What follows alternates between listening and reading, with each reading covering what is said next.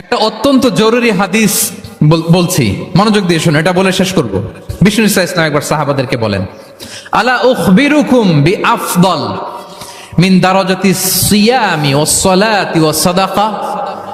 সাহাবাদেরকে বলেন, ও সাহাবারা, নামাজের চেয়েও, রোজার চেয়েও, দান খয়রাতের চেয়েও একটা বড় ইবাদত আছে, এটা কি আমি কি তোমাদের বলবো না?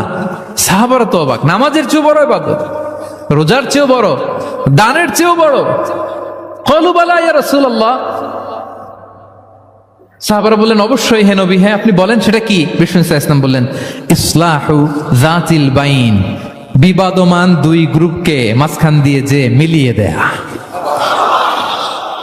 নামাজের চেয়েও বড়, রোজার চেয়েও, সাদাকার চেয়েও বড়, মিলায়া দেওয়া। আমরা মনে করি সেজদা দিতে দিতে কপালে দাগ ফেলে দিছি, এটাই তো বড় ইবাদত। এটা তো নিঃসন্দেহে বড় ইবাদত।